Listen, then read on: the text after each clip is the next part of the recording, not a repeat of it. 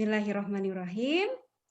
Assalamualaikum warahmatullahi wabarakatuh. Waalaikumsalam warahmatullahi wabarakatuh. Alhamdulillah. Asyhadu an la ilaha illallah wahdahu la syarikalah wa asyhadu anna Muhammadan abduhu wa rasuluh la nabiyya ba'dah. Rabbi shrahli sadri wa yassirli amri wahlul 'uqdatam min lisani yafqahu qawli amma ba'du. Segala puji bagi Allah pada kesempatan sore hari ini, maghrib ya, ba'da maghrib, kita semuanya Allah berikan kesehatan untuk bisa bersama-sama belajar kembali sirah nabawiyah. Jangan lupa selawat kepada Nabi Muhammad Sallallahu Alaihi Wasallam. Hari ini kalau sudah maghrib kita sudah lewat dari hari Jumat ya. Walaupun kalau dalam kalender Masehi kita masih berada di hari Jumat. Tapi kalau dalam kalender Hijriah artinya kita sudah masuk pada hari Sabtu karena sudah lewat maghrib. Barakallah, ada Mas Devan juga sudah bergabung dengan kita semuanya. Nah, barakallah. Nah, silahkan. Yang lainnya sudah mulai masuk ya. Barakallah. Ya. Hari ini kita akan belajar kembali bersama-sama mendengarkan kisah tentang Nabi kita, Nabi Muhammad Sallallahu Alaihi Wasallam. Kalau kita kemarin sudah mendengarkan hadis, siapa yang masih ingat hadis dari Rasulullah Sallallahu Alaihi Wasallam yang diriwayatkan siapa? Bukhari ya. Setiap orang akan dikumpulkan bersama dengan orang yang dicintainya. Ya, jadi itu adalah salah satu alasan kenapa kita belajar sirah, karena kita ingin mengenal lebih dekat ya teladan kita, idola kita, manusia paling baik ya, yaitu siapa? Rasulullah Muhammad Sallallahu Alaihi Wasallam.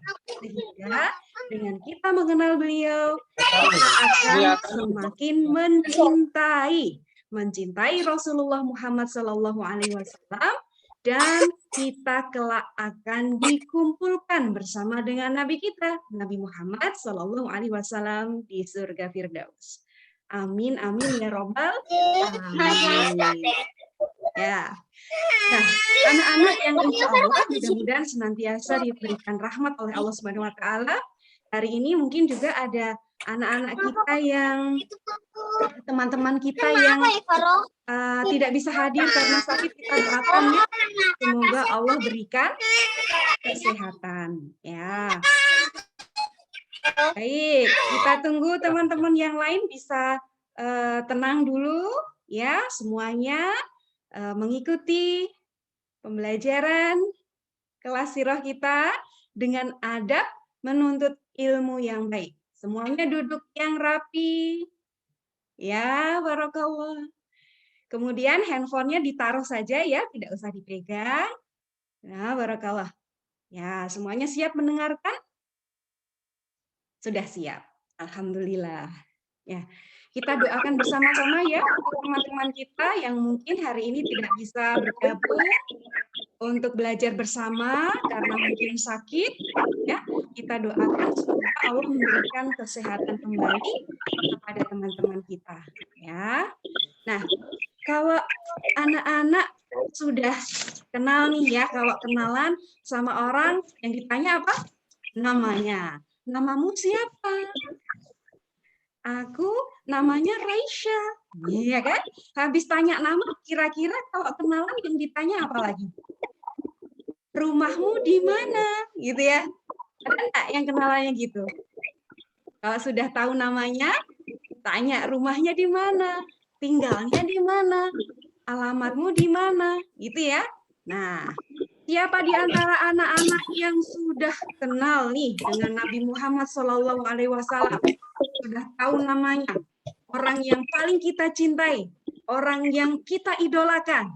Siapa yang tahu di mana tempat tinggalnya Rasulullah? Ada yang berani menjawab?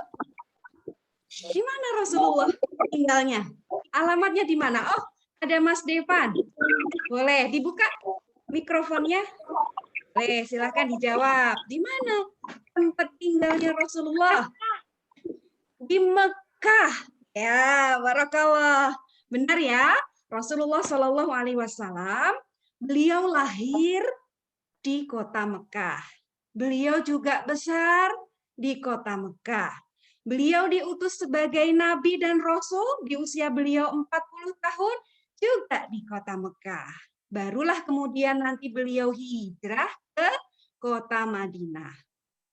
Nah, kalau anak-anak ya, Ustazah berikan satu gambar. Nih ya, sebentar. Nih. Belum kelihatan gambarnya? Sekarang sudah kelihatan?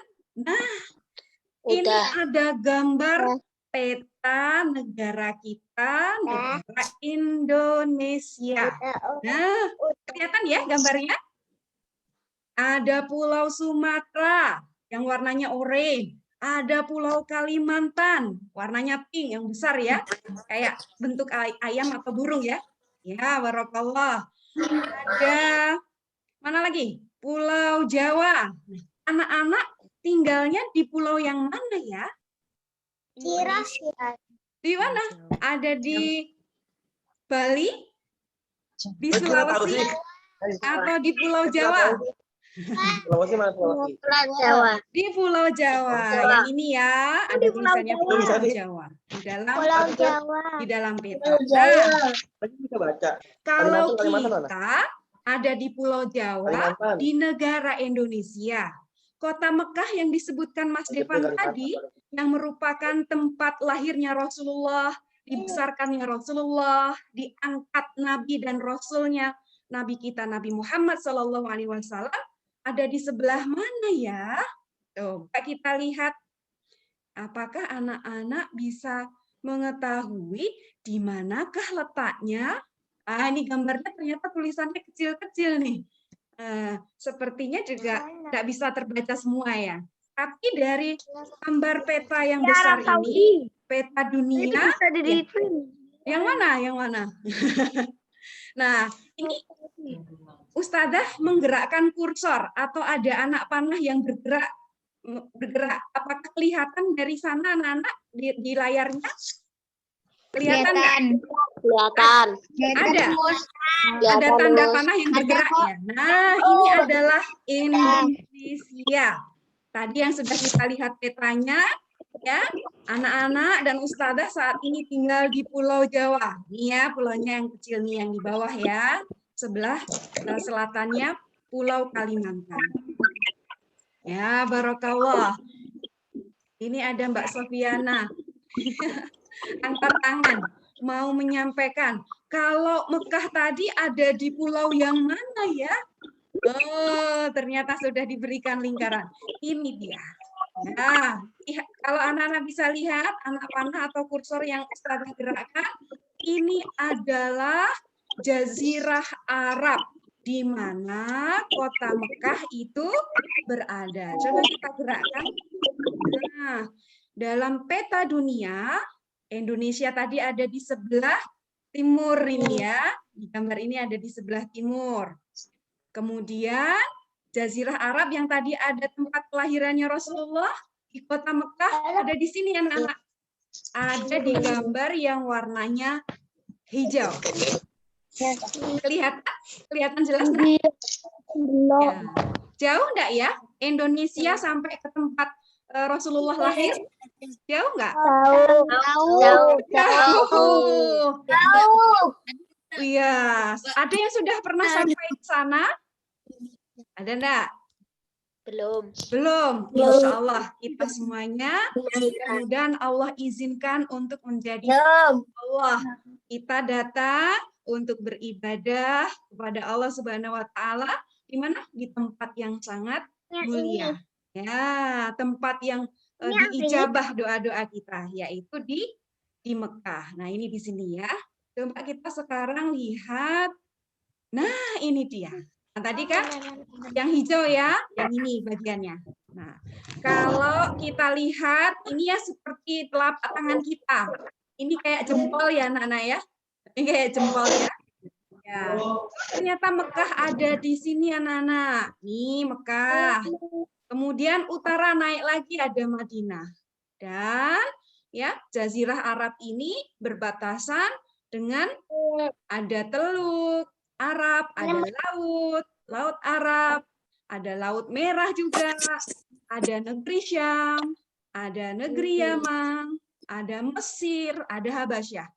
Ya, belum pernah ke sana, Ustazah juga belum pernah. Mudah-mudahan nanti kita diizinkan Allah diberikan kesempatan untuk bisa datang sebagai tamu Allah. Ya, kita datang kemana? Ke Mekah. Amin. Nah, amin amin ya robbal alamin. Ya, coba kita sekarang lihat di gambar yang satu lagi. Ya, ini ya, Ustazah ada gambar yang lain nih. Ternyata dari Indonesia tempat kita tinggal sampai ke Mekah di tempat Rasulullah Shallallahu Alaihi Wasallam dilahirkan, dibesarkan, dan juga diutus sebagai Nabi dan Rasul. Ini jaraknya jauh ya anak-anak ya. Bisa sekitar mungkin lebih dari 7.000 km. Kalau sekarang anak-anak bisa datang ke sana naik kendaraan seperti pesawat. Ya, kalau pesawat bisa cepat sampainya. Tapi kalau menggunakan kendaraan yang lewat laut, berarti naik kendaraan apa itu ya? Naik kapal. Kapal berbulan-bulan ya, jauh. Nih. Apalagi kalau kemudian lewat darat, berarti harus lewat mana ini? Ada Thailand, ada Myanmar, lewat India, ada Pakistan, ada Iran, ada Irak, baru dia sampai di sini. Bisa kebayang ya, dulu bagaimana Islam itu bisa sampai kepada kita yang tempat tinggalnya jauh sekali di Indonesia. Oh ya, nih kalau digambar mah dekat ya anak-anak ya. Kalau digambar kan kelihatannya dekat, tapi kalau kemudian kita melihat aslinya, tentu ini sangat jauh. Ya, nah sekarang coba kita lihat ke sini. Ya, anak-anak tadi berarti ini kan kita potong gambarnya. Ini kita lihat ya fokus pada daerah yang diwarnai hijau. Hijau apa ini ya? Hijau tua ya, atau hijau lumut ya. Nah ini hijau ya yang di tengah-tengah. Yang diwarnai hijau itu adalah Jazirah Arab. Apa namanya anak-anak? Jazirah Arab. Iya. Nah, di Jazirah Arab ini ada wilayah yang bernama Kota Mekah, tempat lahirnya Rasulullah. Ada yang namanya Madinah. Madinah tempat hijrahnya Rasulullah. Kemudian ada negeri Syam, ya. Negeri Syam ini adalah negeri yang berbatasan dengan Jazirah Arab. Kemudian ada Yaman. Nah, Yaman ini masih bagian dari Jazirah Arab. Nah, ada yang tahu tidak anak-anak? Arti kata dari Arab. Arab itu artinya apa ya? Yang kok dikasih nama Arab? Oh ya, saya tahu Ustazah. Kenapa dikasih nama Arab? Karena Arab itu artinya tanah yang gersang, tandus, banyak gurun pasirnya, nggak ada air. Ya, siapa yang pernah jalan-jalan ke gurun? Atau gurun pasir di dekat pantai Parangtritis, dekat pantai Depok ada gurun pasir ya? Iya. Pernah. Panas nggak di sana, Nak? Panas?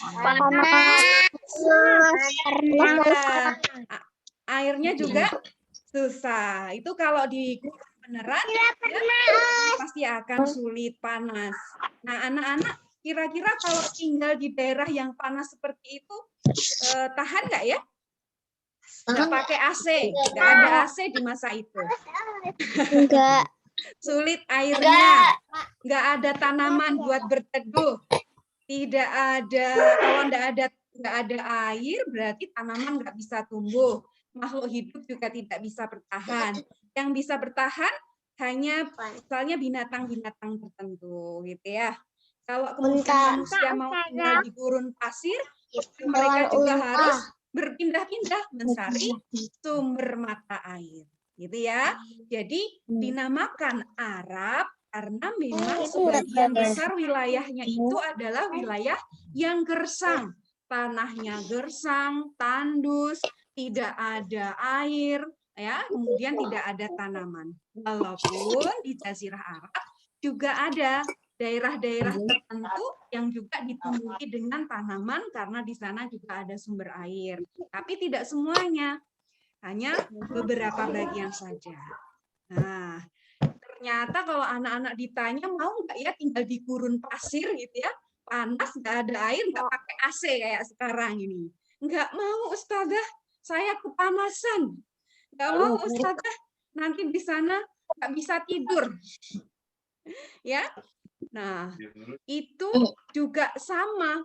Orang-orang pada masa itu melihat Jazirah Arab yang gurun pasir, yang tandus, yang tanahnya gersang, yang tidak ada air ataupun tanaman di sana, mereka juga tidak mau untuk tinggal di sana. Ya, tidak mau kemudian mereka membangun kota di sana. Ya, karena memang sulit. Ngapain tinggal di gurun? Tinggal di tempat yang enak kayak di Indonesia nih ya. Tanamannya banyak, ya. Terus apa? Pohon-pohonnya juga macam-macam. Buahnya juga banyak. Sekarang lagi musim apa? Musim buah mangga ya? Corona. Oh, musim corona.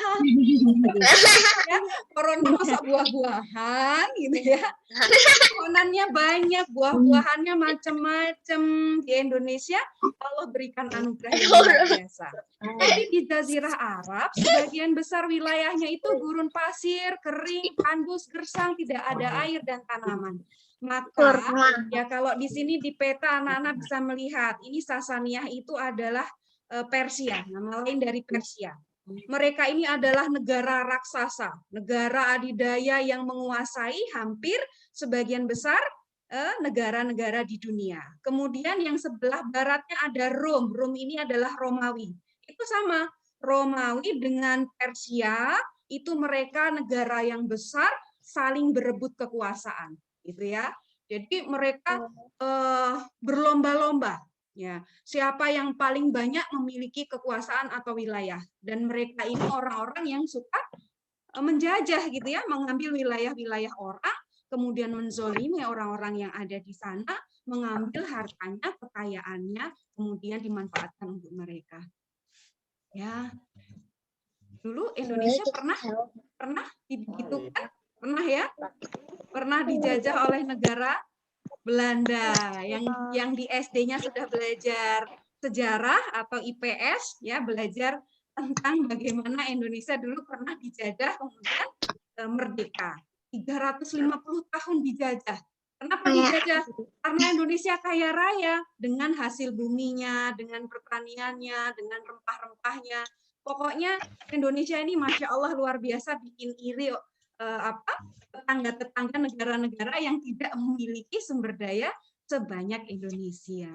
Nah, kalau tadi anak-anak sudah disuruh tinggal di gurun saja nggak mau gitu ya. Ternyata orang-orang Romawi yang berkuasa dan orang-orang Persia yang berkuasa, yang mereka saling lomba-lomba rebutan wilayah kekuasaan, yang mereka jajah, diambil jadi milik mereka, jadi kekuasaan mereka, dan mereka melihat Arab yang isinya gurun pasir, ternyata mereka nggak mau. Ya, kalau jadi tinggal di gurun pasir itu kan nggak enak. Mereka juga menganggap di gurun pasir ada apa sih? Ya, kalau sekarang mah ya gurun pasir bisa jadi ada minyaknya, ada sumber sumber daya alam yang luar biasa gitu ya. Dulu nggak tahu gimana caranya ngebor minyak, belum punya teknologi. Ya, maka mereka tidak menjajah ya wilayah di Jazirah Arab yang gurun pasir, apalagi Mekah. Mekah ini tidak ada, dulu tidak ada penduduknya loh anak-anak. Tanah itu tanah gersang, lembah yang kosong, tandus, nggak ada penghuninya. Nah, kapan-kapan nanti insya Allah kita ceritakan bagaimana asal mulanya Mekah kok jadi rame, Mekah kok kemudian banyak penduduk yang tinggal di sana.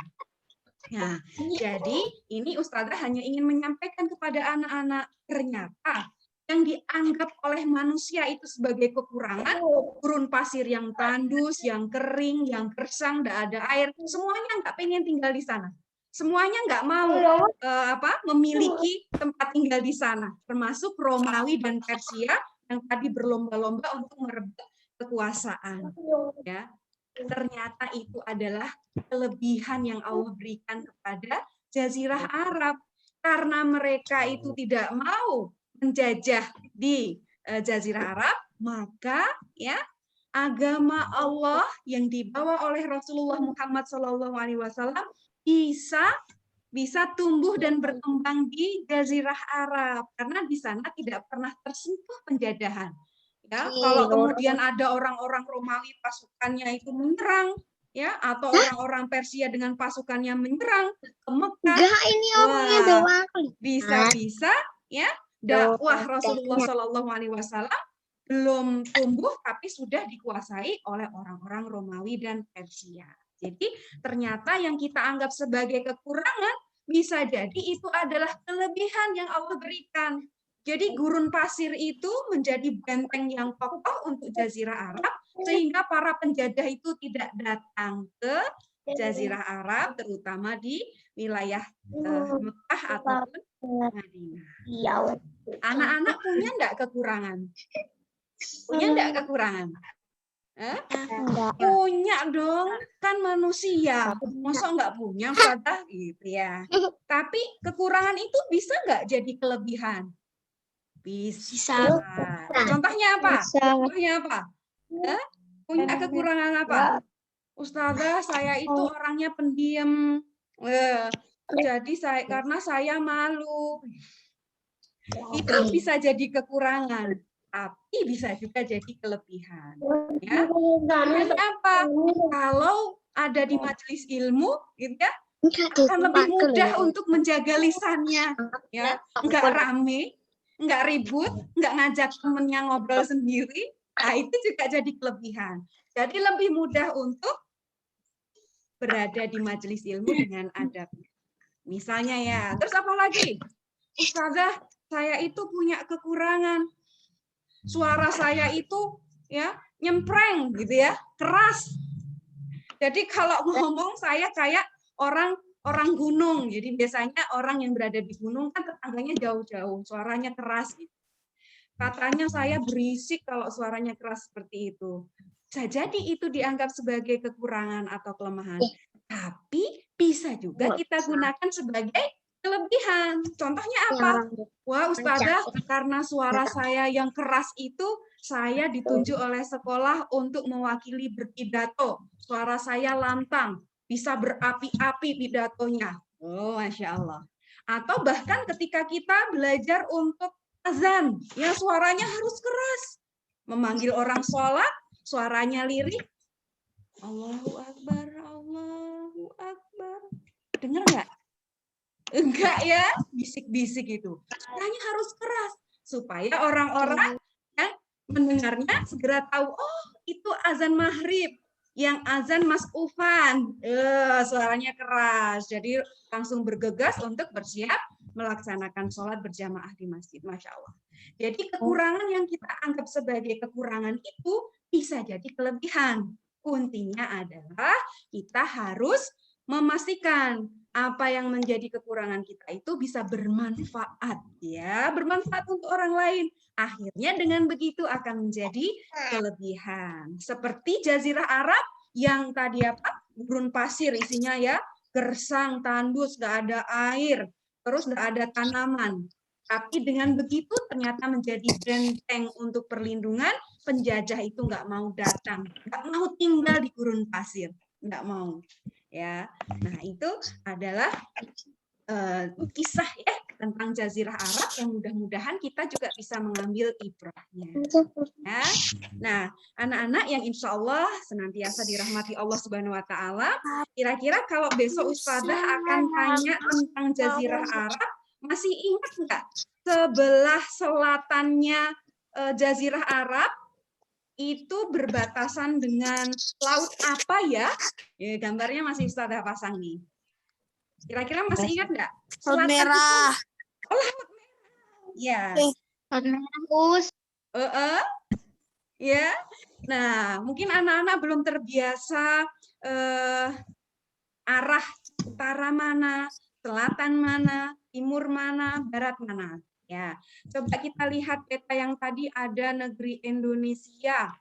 Ya, ini Indonesia, kemudian ini ada Jazirah Arab. Kelihatan ya?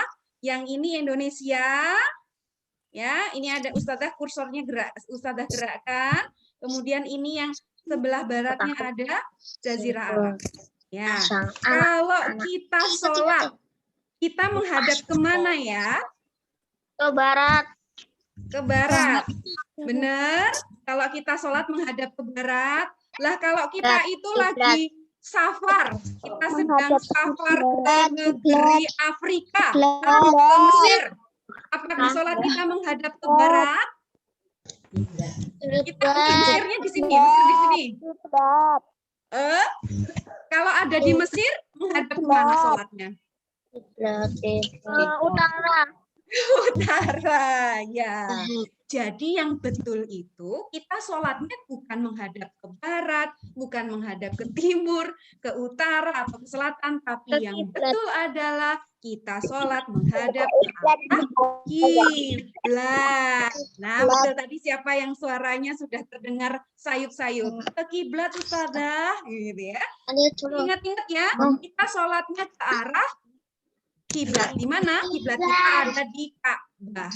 Kalau kita ada di Indonesia, bisa jadi arah kiblatnya ya arah ke barat agak serong ya, karena di sini Ka'bahnya. Kalau kita sedang ada di Turki, maka Ka'bahnya ada di sebelah selatan. Selatan atau tenggara ya.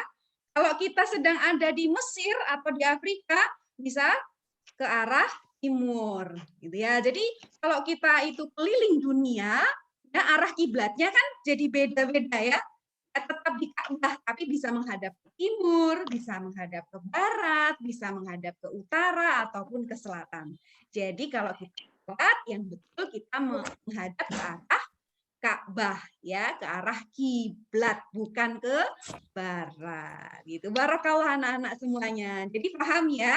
Jadi kita sholatnya menghadap ke arah Ka'bah. Kalau kita tidak tahu kiblatnya ada di mana, maka bingung. Setiap kita pergi, pokoknya sholat menghadap barat. Kita lagi ada di mana? Di Turki misalnya, sholatnya menghadap ke arah barat, padahal kiblatnya ada di tenggara, gitu kan? Berarti tidak sesuai dengan rukunnya. Kita harus sholat menghadap ke arah kiblat. Nah, kalau ke timur menghadapnya atau ke barat, nanti menghadapnya ke laut.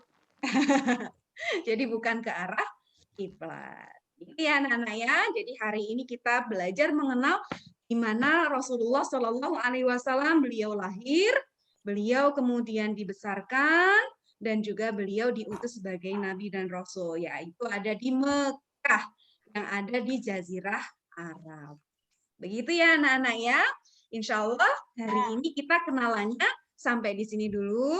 Besok kita akan lanjutkan kembali untuk mendengarkan kisah-kisah yang lain tentang Nabi Muhammad SAW.